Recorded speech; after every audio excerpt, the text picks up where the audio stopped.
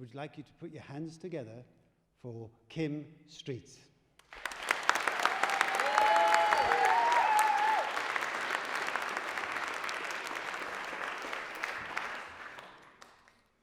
Thank you.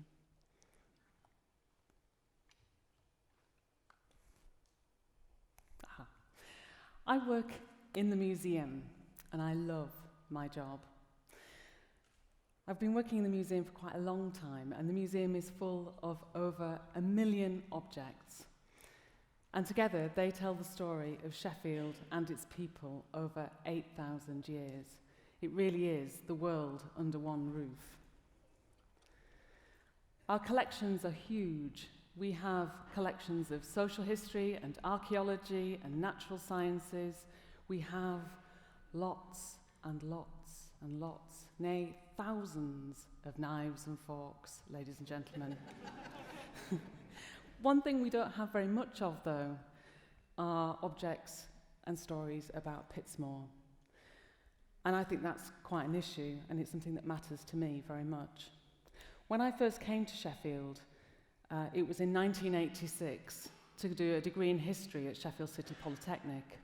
It was 2 years after the end of the miners' strike, and 90%, probably about 90% of jobs in the steel industry had gone. And Sheffield was big and dirty and terrifying, utterly terrifying. I remember driving through Brightside and it being dark and black, and we had this car full of stuff and had lost half of it on the motorway. And then we got to Brightside and it was filthy and black and terrifying. But I absolutely loved it. I loved it. I loved Sheffield, and we moved to Pitsmoor, and I loved Pitsmoor.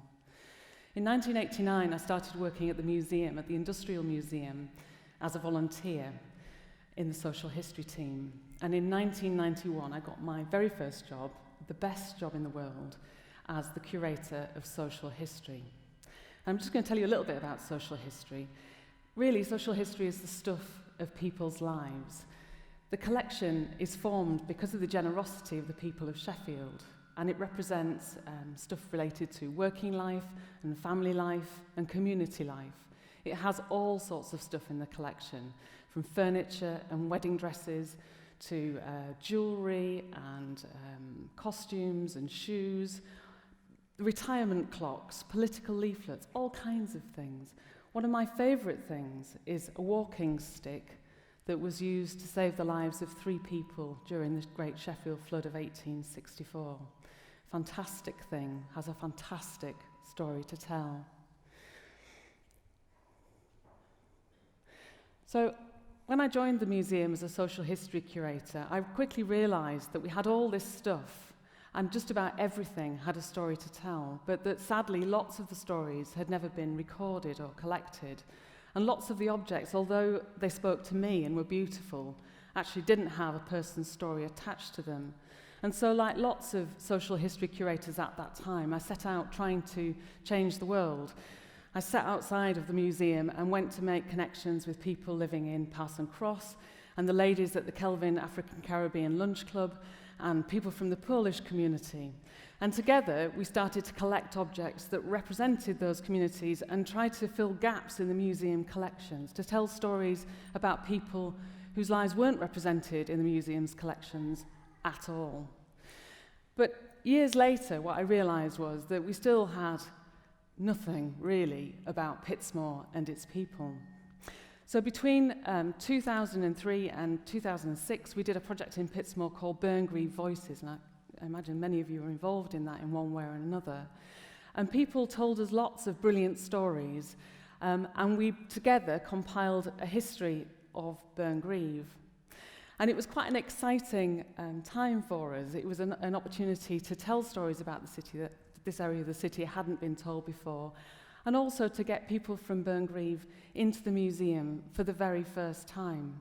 Now, some of those things are still in the museum today, and if you go in, you can see a video about corner shops in Burngreave, and our very own Isaac Hansen, who I think was 6 at the time, talks about buying sweets on a Friday, which was Sweetie Day, and is now 6 foot tall. So worth going to have a look at that. But what I realised about the social history collections was that they really tell the story of life. They tell the story of birth and of death and about all the things in between in people's lives. And really, I wanted to see Burngreave tell the story of its births and its marriages and its life and its deaths. And so we began together to try and gather those stories. And sadly, even though Burngreave Voices was so successful, we probably ended up with about 5 objects from that project. Lots and lots of wonderful stories, some beautiful portraits, but about 5 objects. Now you might think, well, what does that matter? Does it matter at all whether we have objects to represent people in our collections? Well, for me, it really does matter. The objects in my house tell me a lot about this place. It makes me feel rooted to this place. And so I think it does matter that we have objects around us and that we have objects in the museum that tell us about this place. I really love being able to go into the corner shop in the museum and the butcher's shop and to see the kind of shop that my nan bought her pork chops in. I love that. I love being able to see the Furby that I bought for my kids at Christmas that never worked, that I spent a whole afternoon trying to give back. I love to be able to see that. And the museum's a place where you can do that, where you can see things that remind you of your past, remind you of your present, help you to imagine the future. So, Burngreave Voices then, we gathered about 5 objects for our collections, and I'm just going to show you a few of them. They weren't all from Burngreave Voices, but I'm going to show you some of the things in the collections that relate to Pitsmoor and Burngreave. This one is The View from Rock Street by Herbert Slater in the 1920s, and the little turreted building is roughly on Fox Street and was demolished, I think, in the 1930s, soon after this picture was taken. But what a fantastic view of the Sheffield from Rock Street. This is Norwood Hall. This was painted, we think, in the late 18th century. It was built in the early 18th century, and it's a Queen Anne brick-built building that was sadly demolished in 1976. I heard a no. Isn't it a disaster? This is the Burngreave Bomber. This was donated to us through the Burngreave Voices project. I think it's possibly also a Pitsmoor pram push exhibit. I think that's really what it is. And it has the name Josh written on the seat. We don't know who Josh is. If you know who Josh is, give us a shout. We've also got the Pitsmoor Hoard. This was donated to the city in 1907. And the collection is a collection of silver coins and the pot. This is the broken pot that you can see here that the coins were found in. And this is the documentation about the coins telling us that they were found on Scott Road in Pitsmoor in 1907. Fantastic collection, and it's on display in the museum now. This is Maggie's bear. This is Maggie Adams Langley's bear. She and her dad had a butcher's shop on Gower Street, and she told a story about how Edward Bear, this is the bear, was given to her on her 8th birthday. But actually it wasn't her favourite bear, but what it's wearing is her granddad Lovelace's glasses. You can't really see them very well there.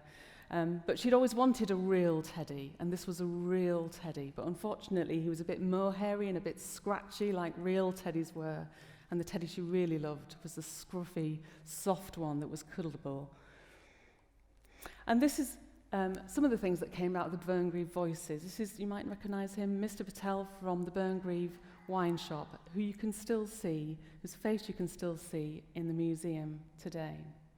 So I asked the question, does it matter? Does it really matter whether we've got objects or not?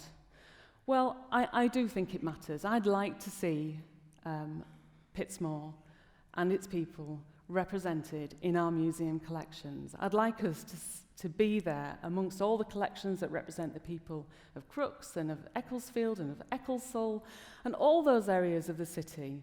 We need to be there too. We need to absolutely be in the museum collections. So I think if it matters to you in the same way that it matters to me, then I'm asking you to do a few things. What I'd like you to do is to choose an object, any object that you feel represents your life in Pitsmoor now.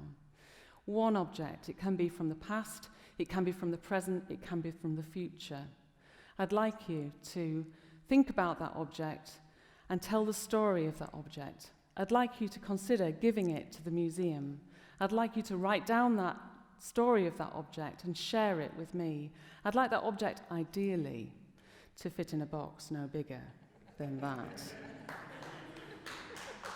Ideally. And if you feel that that's something that you're prepared to do and you want to give it away, then what we would do in return is look after that object. We will care for it for you. We will put a tiny, tiny number underneath it that no one will ever see that connects that object to you and to your story. We will display it for Pittsmore. We will keep it for Pittsmore. We will make sure it's there amongst the history of this city. If you'd like to do that, then please think about it. Please give it to me, and I will put Pittsmore in a box. Thank you.